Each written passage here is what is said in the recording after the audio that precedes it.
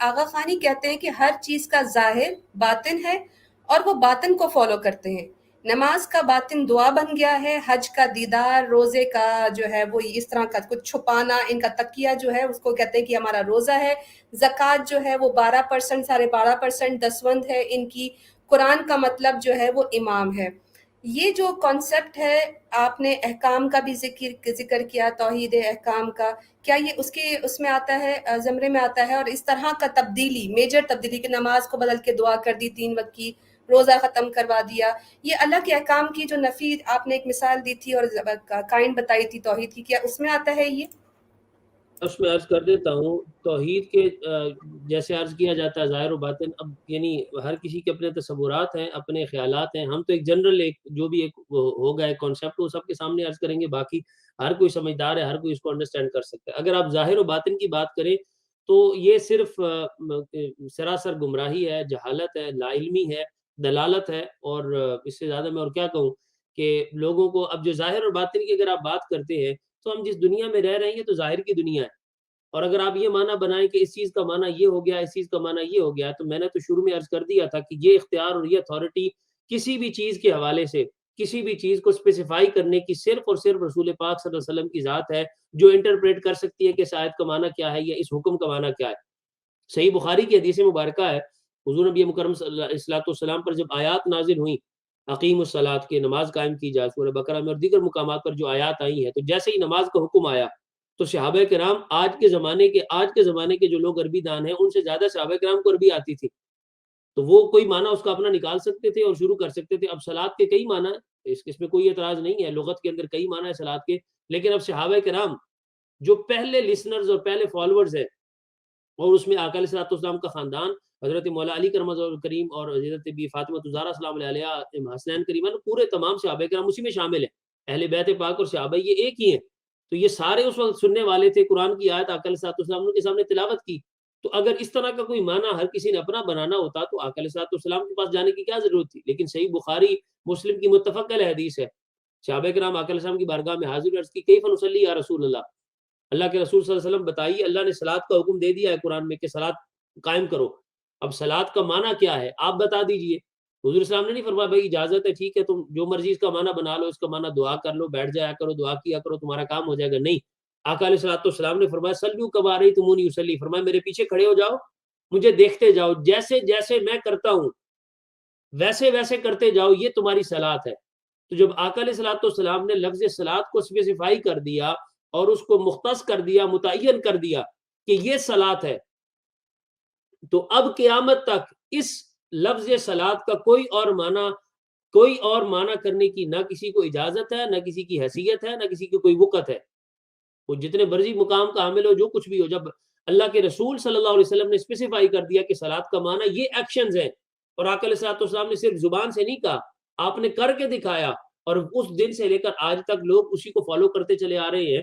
تو جب آقا علیہ السلام نے اسپیسیفائی کر دیا ہے تو پھر اس کے بعد کسی کی کیا حیثیت ہے کہ جو رسول پاک صلی اللہ علیہ وسلم نے ایک ڈائمنشن، ایک چیز کی وضاحت کر دی اور ایک چیز کو اسپیسیفائی کر دیا کہ اس سے مراد یہ ہے، تو بعد میں کسی کی کوئی حیثیت نہیں کہ اس کو بدل سکے یا چینج کر سکے یا اس کا کوئی اور معنی انٹرپریٹ کر سکے.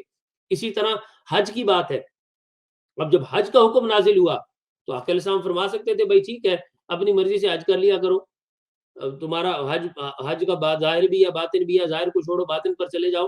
تو آقا علیہ السلام نے نہیں فرمایا، حضور صاحب نے فرمایا، یہ بھی صحیح بخاری مسلم کی متفق علیہ حدیث، فرمایا خذوا انی مناسککم.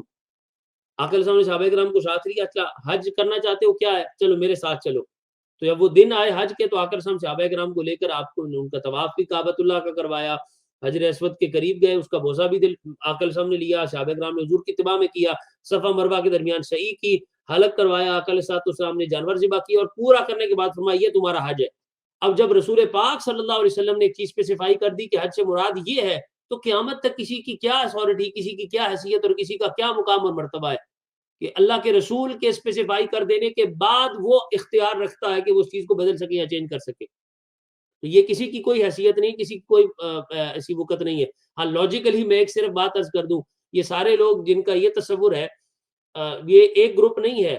اب اس طرح کے بہت سے گروپس اور بھی آ رہے ہیں اور ان کا یہ تصور آتا ہے، وہ کہتے ہیں کہ ہم باطن والے ہیں، ظاہر والے نہیں ہیں. تو بابا اگر تم باطن والے ہو تو پھر ظاہر میں کھانا کیوں کھاتے ہو؟ کھانا آپ ظاہر سے کھاتے ہیں، باقی سارے کام آپ ظاہر کے کرتے ہیں.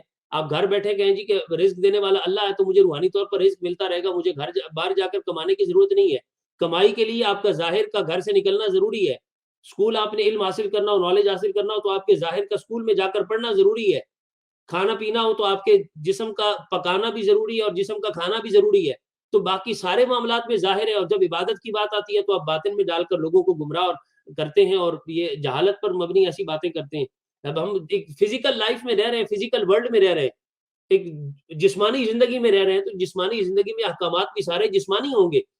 اب دنیا کا کوئی لا, دنیا کا کوئی ایسا ملک نہیں ہے, دنیا کا کوئی ایسی سوسائٹی نہیں ہے کہ جس میں اسپرچل لاز انہوں نے رکھے ہوئے کہ یہ آپ کی روح پر تو اس کا اطلاق ہوگا, جسم پر اطلاق نہیں ہوگا. آپ ٹریفک کی وائلیشن کریں تو آپ کہہ سکتے ہیں جی میں جسمانی طور پر تو نہیں کہہ رہا تھا, میں روحانی طور پر میں جو مرضی کرتا پھروں, جسمانی طور پر میں جو مرضی کرتا پھروں, میں تو روحانی طور پر تو میں فالو کر رہا تھا. نہیں, ایسا نہیں ہے. جب باقی ہر چیز میں آپ باؤنڈیڈ ہیں اور ریسٹرکشن ہے آپ کے اوپر کہ آپ نے فالو کرنا ہے, کس چیز کو فالو کرنا ہے, ظاہری احکامات کو, تو جب باقی تمام لاز فزیکلی امپلیمنٹ ہوتے ہیں تو اسی طرح اسلام کے احکامات بھی فزیکلی امپلیمنٹ ہوتے ہیں. ہاں, پھر جو باطن ہے اس کا ایک الگ کانسیپٹ ہے, اس میں پھر یہ ہے کہ آپ ظاہر کی عبادت کریں لیکن باطن کو سنوارتے چلے جائیں. وہ ظاہر آپ کے باطن پر اثر ڈالے گا, اس کا اثر ہوگا آپ کے باطن پر, لیکن اگر آپ ظاہر کو چھوڑ دیں گے تو ظاہر کو چھوڑ کر باطن کا کوئی تصور نہیں ہے.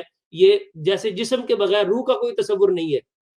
روح جسم میں ہو تو پتہ چلتی ہے, روح جسم میں ہو تو انسان حرکت کرتا ہے, سب کچھ کرتا ہے, اور یہ روح اور جسم کا ایک تعلق ہے جس کی وجہ سے انسان ہوتا ہے. اکیلی روح بھی کسی کام کی نہیں ہے, اکیلا جسم بھی کسی کام کا نہیں ہے, دونوں ملتے ہیں تو تب جا کر خیر ہوتی ہے اور انسان بنتا ہے. اسی طرح احکامات کا جو باطن ہے وہ اپنی جگہ پر ہے, اس کے اندر روحانیت ہے, اللہ کا خوف ہے, خشیت ہے, وہ ساری چیزیں ہیں, لیکن ان کا اطلاق ظاہر پر ہوگا. اور اس جسمانی ظاہر سے انسان تمام احکامات, نماز ادا کرے گا تو ظاہر سے ادا کرے گا, اسی طرح حج کرے گا تو ظاہر سے کرے گا. آگے رمضان کا مہینہ آ رہا ہے, اس پر انشاءاللہ میں چاہوں گا کہ ہم اس پر رمضان کے حوالے سے اور روزوں کے حوالے سے ایک بات کریں. لاجیکلی ہم اس پر تھوڑا سا انشاءاللہ ڈسکس کریں گے. تو روزہ ہے تو وہ بھی فزیکلی آپ نے رکھنا ہے. روحانی روزہ کیا ہوتا ہے؟ فزیکلی روزہ ہوتا ہے انسان کا جو آپ نے جسمانی طور پر بھوک پیاس برداشت کرنی ہے. تو یہ سارے احکامات ظاہر کے ہیں, اور جب تک ظاہراً ان کو فالو نہ کیا جائے تو اس وقت تک باطن کا کوئی تصور ایکسیپٹیبل نہیں ہے, اور اسلام میں اس کی کوئی گنجائش نہیں ہے.